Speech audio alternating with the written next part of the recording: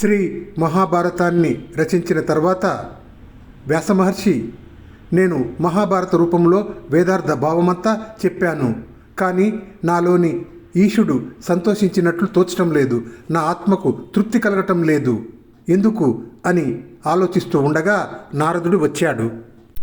అంచితమైన ధర్మచేయము అంతయును చెప్పితివి, అందులోనన్ ఇంచుకగాని విష్ణు కథలు ఏర్పడని చెప్పవు. ధర్మములు ప్రపంచించినన్మెచ్చునే గుణ విశేషములు ఎన్నినగాక, నీకును ఈ కొంచెము వచ్చుటెల్ల హరిని కోరి నుతింపమిన్ ఆర్యపూజిత, నీవు తగిన ధర్మ విశేషాలు అన్నీ మహాభారతంలో చెప్పావు, కానీ అందులో విష్ణువు గురించిన కథలు కొంచెమే చెప్పావు, స్పష్టంగా చెప్పలేదు, వివరంగా చెప్పలేదు. ధర్మాలన్నీ ఎంతగా వివరించి చెప్పినా భగవంతుడు మెచ్చుకోడు. ఆయన గుణ విశేషాలు చెప్పాలి, అప్పుడే ఆయనను తృప్తిపరిచినట్లు సంతోషపెట్టినట్లు అవుతుంది. నీకు ఈ లోటు చింత కలగడానికి కారణం ఇదే. అపశబ్దంబులను కూడియును హరిచరిత్ర ఆలాపములు సర్వపాప పరిత్యాగము సేయును. కావునన్ హరిని భావించుచున్ పాడుచున్ జపములు సేయుచున్ వేణులను వినుచున్ అశ్రాంతంబున్ కీర్తించుచున్ తపస్సులు సాధులు ధన్యులౌదురు గదా, తత్వజ్ఞ చింతింపుమా.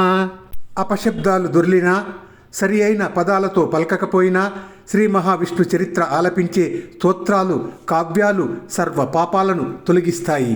అందుకే సాధువులు తపస్సులు శ్రీ మహావిష్ణువును ధ్యానిస్తూ పాడుతూ జపిస్తూ గుణాలను వింటూ సదా కీర్తిస్తూ ధన్యులవుతున్నారు.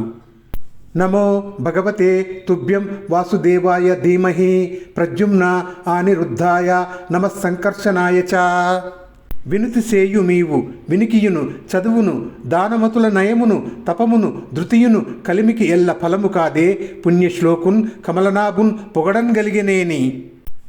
నమో భగవతే తుభ్యం వాసుదేవాయ ధీమహి ప్రద్యుమ్న అనిరుద్ధాయ నమస్సంకర్షణాయ చ అను మంత్రాన్ని గుర్తు చేసుకో. శ్రీ మహావిష్ణువు అవతారాలలోని విశేషాలన్నీ ప్రశంసించు. పుణ్యచరిత్రుడైన పురుషోత్తముణ్ణి నారాయణుణ్ణి ప్రశంసింపగలిగితే నీకున్న జ్ఞానము చదువు దానము నీతి తపస్సు ధైర్యం సంపద వీటన్నిటికీ ఫలము లభించినట్లే.